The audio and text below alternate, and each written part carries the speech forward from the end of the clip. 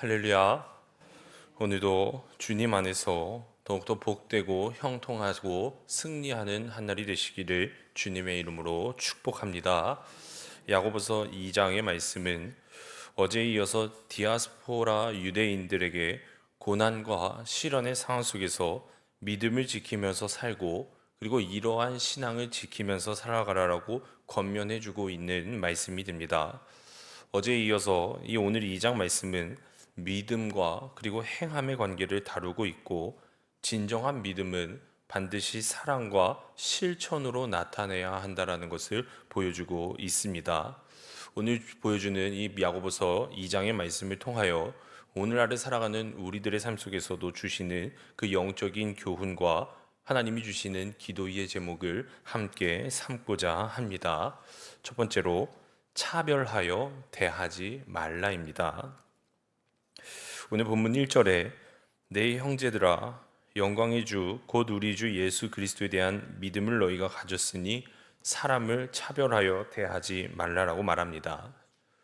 사람을 차별해서는 절대로 아니 될 제1의 근거는 바로 우리의 믿음의 대상이요 삶의 주인이 되시는 예수 그리스도에게 있다라는 말씀입니다.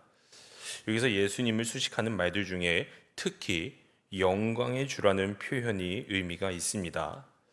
마땅히 홀로 영광 받으셔야 할 존귀한 주님을 우리가 위로받들어 모시는 자라면 그분에게 속해 있는 사람들 가운데에서 누구는 받들어 모시고 누구는 낮추어 보는 따위의 차별 행위가 결코 있어서는 안 된다라고 강조하고 있는 말씀입니다. 오늘 이어지는 2절의 말씀이죠. 만일 너희 회당에 금가락지를 끼고 아름다운 옷을 입은 사람이 들어오고 또 남루한 옷을 입은 가난한 사람이 들어올 때에, 그 예배당에 지금 두 사람이 찾아온 겁니다. 그리고 이를테면 예배당에서 안내하던 그 교인이 두 사람의 옷차림을 보고 한 명은 부자고 한 명은 가난한 자라는 것을 단박에 알아차렸습니다. 그래서 부자는 좋은 자리로 공손히 안내를 했고, 가난한 사람들로는 당신은 그냥 거기에 서 있던지 아니면 저기 땅바닥에 앉으십시오 라고 말하고 있는 본문입니다. 그리고 이어지는 6절의 말씀에 너희는 도리어 가난한 자를 업신 여겼도다 부자는 너희를 억압하며 법정으로 끌고 가지 아니하냐. 지금 이 상황을 보여주는 건데, 여기서 말하는 부자들의 압제와 회방은 초대교회 당시 실제적인 사회상을 보여주는, 당시 로마 사회의 그 지배층들은 더욱더 많은 재산과 힘을 불려나가고 있는 상황 속이었습니다. 그런데 그에 반해 지금 가난한 자들은 빚 때문에 저당을 잡히고 심지어 자기의 몸까지 팔라고 하는 소위 부익부 빈익빈 현상이 당시에 굉장히 두드러지는 현상이었다고 합니다. 그래서 이 법정으로 끌고 가다라는 말도 바로 그와 같은 과정에서 재산을 축적하는 그 과정 속에서 생기는 소송을 가리키고 있는 말씀입니다. 그런데 지금 야고보가 그러한 초대교회의 상황을 보고 말하는 것이 너희끼리 서로 구별하며, 즉 서로가 서로를 차별하며 악한 생각으로 판단하는 자, 즉 불신자들이 사람 보는 식을 그대로 본떠서 사람을 판단을 내리는 죄를 너희가 지금 저지르고 있다고 책망을 하고 있다는 말씀입니다. 그러면서 무엇보다도 성도는 자기를 택하여 주신 하나님의 성품을 조금이라도 제대로 깨닫게 된다면 결코 그럴 수 없다라고 오늘 5절 말씀에서 간곡히 권면하고 있습니다. 여러분, 하나님께서 우리를 불러주셨을 때에 결코 사람의 능력이나 외모를 가지고 판단치 않으셨고, 오히려 세상에 대하여는 가난한 자를 택하여 주셨다라고 분명히 말씀해 주셨죠. 오늘 이 말씀은 가난한 자가 구원받는다라는 것이 아닌 세상에서 멸시받고 있는 가난한 자라고 할지라도 오히려 믿음에 부유하게 하시고 또한 약속하신 나라의 유업까지 풍성하게 내리심으로써 세상에 부유하다고 자만하는 자들을 부끄럽게 하실 것이다라고 강조하고 있는 본문의 말씀입니다. 여러분, 우리가 믿는 예수님도 그런 차별 없는 모습을 보여주신 분입니다. 전 민족이 혐오하는 세리가 예수님을 찾아왔을 때에도 우리 주님께서는 그를 조금도 싫어하거나 피하지 않으셨습니다. 오히려 예수님께서는 삭개오야 오늘 내가 내 집에 유하여야겠다 말씀해 주셨습니다. 온 동네가 멸시하는 창녀가 당신의 발 밑에 엎드렸을 때에도 우리 주님은 그녀를 외모로 취하지 않으시고 오히려 그를 이해해 주셨고 포용해 주셨음을 우리는 알고 있습니다. 사랑하는 여러분, 우리에게도 이러한 포용하는 마음, 차별 없는 마음이 꼭 필요한 줄로 믿으시기를 바랍니다. 성도는 어떤 사람을 만나든지, 특히 적어도 교회 안에서 만나는 성도들을 대할 때에는 하나님께서 자신에게 베풀어 주신 그 고마우신 성품을 기억하면서 그 방식 그대로 그 사람에게 예수님의 사랑을 전해야 할 줄로 믿습니다. 그러므로 우리도 그 예수님의 행동을 보면서 예수 그리스도를 따르는 우리들도 그 마음 따라 차별 없이 이웃들을 섬기고 사랑하며 살아가게 되시기를 주님의 이름으로 축원합니다. 두 번째로 믿음의 가치를 가지고 살아가라입니다. 오늘 5절의 말씀입니다. 내 사랑하는 형제들아 들을지어다.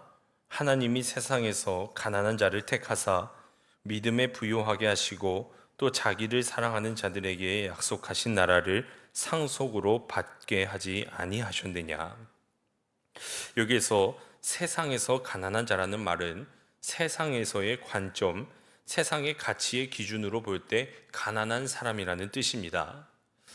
그들의 세상의 관점에서 본다면 그들은 분명히 가난한 사람입니다. 세상의 판단으로 볼 때는 분명히 가난한 자임에 틀림이 없습니다.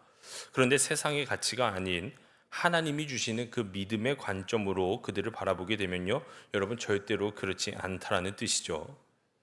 우리가 믿음의 사람이라면 우리는 마땅히 세상의 관점이나 세상이 가지고 있는 그 기준으로 사람을 평가해서는 안 됩니다. 그 이유는 하나입니다. 우리들은 믿음의 가치를 따르는 사람들이기 때문입니다. 이 믿음의 가치라는 말을 달리하면 하나님의 시선을 바라보고 하나님의 시선으로 판단하는 겁니다. 그렇게 살아가는 사람이 믿음의 사람이라는 거죠. 그럼 하나님께서 무엇을 중요하게 보시느냐? 세상 사람들은 그가 얼마나 부자인가, 그가 어떤 학벌을 가졌나, 얼마나 똑똑한 사람인가, 그것만 보고 평가하게 되어 있습니다. 그런데 우리가 믿는 하나님께서는 그런 것에는 절대로 관심을 기울이지 않으십니다. 하나님께서는 보시는 것 단 하나입니다. 그가 얼마나 믿음을 가지고 믿음을 따라 살아가고 있느냐. 그것을 오늘 본문 5절에서 말하는 겁니다. 믿음에 부유한 자다. 세상적인 관점에서 보면 가난할지 모르겠지만 하나님께서 보실 때에는 믿음에 부유한 사람들이라는 말씀이 됩니다. 사랑하는 여러분, 우리가 살아감에 있어서 세상적 가치로 부유한 자가 아니라 믿음에 부유한 자로 살아가야만 할 줄로 믿습니다. 믿음에 부유하다라는 것은 모든 것을 바라보고 판단할 때에 믿음으로 판단하고 믿음을 따라 살아가는 것을 의미합니다.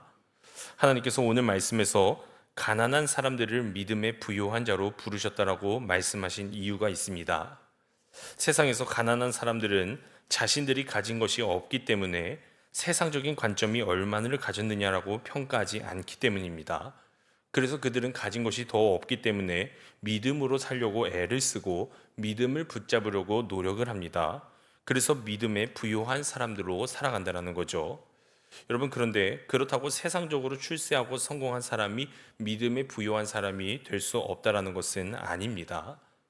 세상의 가치를 가지고 바라보게 될 때에 세상적인 것에 부요한 사람이 믿음에도 부요한 사람이 될 수 있는 방법이 있습니다. 그것이 바로 예수님께서 산상수훈에서 말씀하신 것처럼 심령이 가난한 자로 살아간다라는 겁니다.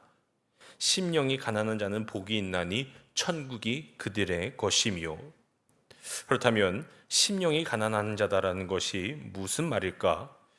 여러분, 이 말씀은 내가 이 세상의 모든 것들을 다 끊어버리고 오직 하나님의 은혜와 자비가 내 마음 안에 채워지기를 바라는 마음, 그것이 바로 심령이 가난한 자가 된다는 것입니다. 단순히 물질이 없어야 가능하다는 것을 말하는 것이 아닌, 물질이 내한테 있더라도 그 물질보다 내가 하나님께 더 큰 소망을 두고 사는 사람, 바로 이 사람이 심령이 가난한 자인 줄로 믿습니다. 그리고 그 사람이 오늘 본문에서 말하는 믿음에 부요한 사람입니다. 그리고 우리가 믿는 하나님께서는 오늘날에도 우리가 심령이 가난한 자, 즉 믿음의 부요한 자로 살아가기를 원하고 계신 줄로 믿습니다. 그렇게 살아가게 될 때에 하나님께서는 우리의 삶을 더욱더 책임져 주실 것이고 더욱더 신령한 복들을 우리에게 허락하여 주실 줄로 믿습니다. 그러므로 그 부요한 믿음으로 날마다 승리하며 살아가게 되시기를 주님의 이름으로 축복합니다. 세 번째로 행함이 있는 믿음을 가져라입니다. 참된 경건과 참된 신앙생활, 그 뒤에는 항상 긍휼의 행동이 따릅니다. 오늘 야고보가 가르치는 신앙은 매우 구체적이고 확고합니다. 믿음이 있다고 말하면서도 그 믿음이 살아서 역사하는 결과로 나오는 실제적인 행동이 없다면 아무런 효력이 없는 말뿐인 신앙이 됨을 폭로하고 있는 겁니다.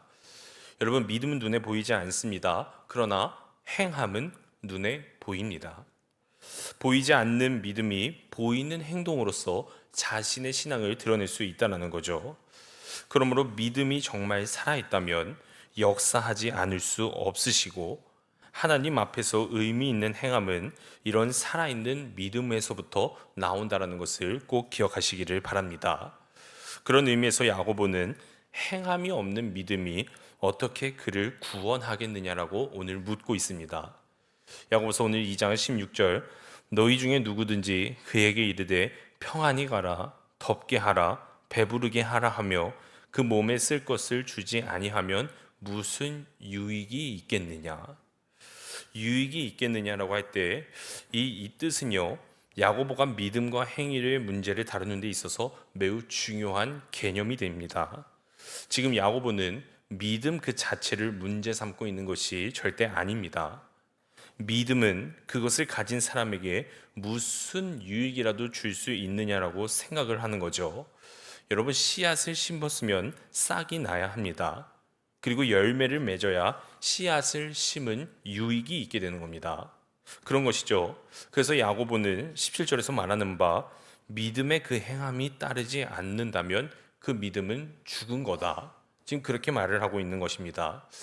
여기서 죽은 것이나라는 표현은 죽은 상태에 있다라는 뜻에 가까운 의미인데 후에 26절에 더 분명하게 밝히는 것처럼 마치 사람에게서 영혼이 빠져나간 것처럼 행함이 없는 믿음은 죽은 시체처럼 그 사람의 본체가 얻는 것과 다름이 없다라는 뜻입니다. 야고보의 생각에는 행함이 더 본질에 가까웠습니다. 믿음을 살아있게 하기 때문입니다. 여러분, 가정에서 말하자면 몸이 없는 영혼이 더 나은가? 아니면 영혼이 없는 몸이 더 나은가? 성경적인 관점에서 보면 둘 다 불행한 거지만 영혼 없는 몸이 더 치명적인 것 같습니다. 이와 같이 행함이 빠진 믿음은 곧 시체와 같다라는 겁니다. 사랑하는 여러분, 하나님이 한 분이신 것처럼 믿음과 행함도 하나가 되어야만 합니다. 마치 동전의 양면과 같습니다. 이 둘은요, 결코 분리될 수 없는 겁니다. 야고보에 있어서 이렇게 하나, 곧 분리되지 않는 단일하고 순전한 하나, 이것은 너무나도 중요한 신앙의 특징이 되니까 오늘 야고보가 1장과 2장과 계속해서 행함과 믿음을 나열하고 있다는 말씀이 됩니다. 그래서 야고보에게 있어서 예수를 믿는 믿음이란 영혼 없는 몸이 죽은 것 같이 행함이 없는 믿음은 아무 쓸모가 없으니 날마다 나의 신앙생활을 경계하며 진정한 구원의 믿음을 가지려고 애를 쓰라라는 말씀이 됩니다. 사랑하는 여러분, 우리도 다시 우리의 삶을 돌아보면 혹시 우리의 삶 가운데에 실천이 있었나? 믿음만 가지고 있는 것이 아닌 행함이 있는 믿음이었나? 오늘 이 시간 우리가 야고보서의 말씀을 살펴보며 꼭 한번 돌아보고 꼭 우리의 신앙에 실천이 있는 신앙의 믿음을 소유함으로써 하나님이 예비하신 그 땅의 기름진 복과 하늘의 모든 신령한 복들을 받아 누리면서 살아가는 우리 사랑하는 광림의 모든 권속분들이 되시기를 주님의 이름으로 축원합니다. 기도하시겠습니다. 사랑과 은혜가 많으신 하나님 아버지, 하나님 말씀 따라서 우리도 심령이 가난한 믿음의 가치로 살아나갈 수 있도록 주님 인도하여 주시옵소서. 계속해서 우리에게 주시는 영혼 없는 몸이 죽은 것 같이 행함이 없는 믿음은 아무 쓸모가 없음을 깨닫고 날마다 이에 경계하며 진정한 구원의 믿음을 가지고 살아나갈 수 있도록 주님 은혜를 내려 주시옵소서. 오늘도 새벽제단 하나님을 간절하게 찾기 위해 이 자리에 나온 우리 모든 성도님들을 축복하여 주시옵고, 이들이 하나님 앞에 올려드리는 간절한 기도의 제목 빠짐없이 들어주시고 응답하여 주시옵소서. 오늘도 하나님 앞에 귀한 예물을 올려드립니다. 아버지, 믿음 없이 드릴 수 없는 이 귀한 예물 기뻐 받아 주시오며, 드리는 그 손길 위에 하나님의 주실 수 있는 모든 신령한 축복 허락하여 주시옵소서. 함께하여 주실 줄로 믿사오며 예수님의 이름으로 기도드렸사옵나이다. 아멘.